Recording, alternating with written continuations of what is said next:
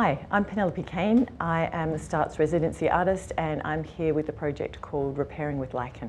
My project revolves around lichen, which is it's an interspecies collaboration of fungi and algae, and they live together in this thing called lichen. And I'm interested in that as a starting point to consider ideas around interspecies collaboration, around what is nature, and what it could be to live better with nature in the city and places like The Hague. I started working with ideas around bioreceptivity and the surfaces of the city, and came up with this experimental kind of prototype for bioreceptive tiles, that is like small tiles treated through a variety of mechanisms to facilitate lichen growth on their surface. And I had this idea that they could become this sort of invitation for lichens to grow on, like a small area, that these tiles could be placed through the city by people in a kind of a guerrilla action, and they would be undertaking this micro rewilding and with time create new kind of lichen level landscapes and a new way of envisaging the city at a kind of at lichen level through these tiles. So I've been working with them and different types of materiality and emerging type of concrete called a geopolymer, as well as some surface treatments and nutrient supplements. So alongside that, with the tiles, I took a deep dive into I think that perhaps maybe the wonderment of lichen, so how to convey the complexity and uniqueness of this interspecies collaboration, and I created a digital space to better understand this kind of microscopic world.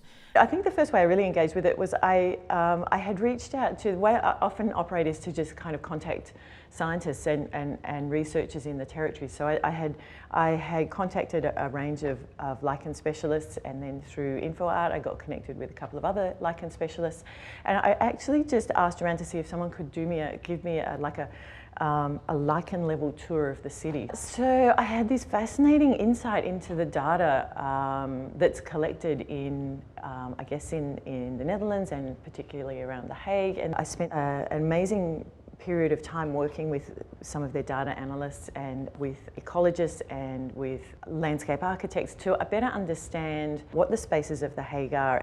The problem with working with something like lichen, it's a challenge but it's also a strength, is that it grows very slowly. So it grows at about a centimetre or less a year. So this kind of human wish for some kind of outcome within the project duration is something that can't be met. If you're looking at lichen, you have to take it through its own time span. So there's this kind of idea about lichen time and how to come at that and how to present that as well. I think there's a couple of interesting things that I think may play out through this project as I continue with the experiment and prototyping phase. The most interesting thing I learned from the lichen specialist is that cities need to consider their surfaces and the pace of evolution. So if lichen takes 10 years or 20 years to grow, can we develop better surface management, I guess, in the city? Can we retain older surfaces? Can we do less cleaning of mosses and lichens off surfaces? So kind of the interesting thing is that humans do less. Humans step back and let nature step in and allow these micro wildings to occur throughout the cities. Also looking at the data set around how we could find the place that's the furthest from nature, which was, I guess, the question I was wondering. If we had a propositional site to intervene with, what would that be? And there's this amazing trove of data that we can dive into and look at what the atmospheric conditions in areas all around The Hague, the surface reflectivity, the age of buildings, the kind of this metric around what are the greenest and the least greenest areas in the city. So it's really fascinating. If we can't tell stories about the present, how are we going to make a better future?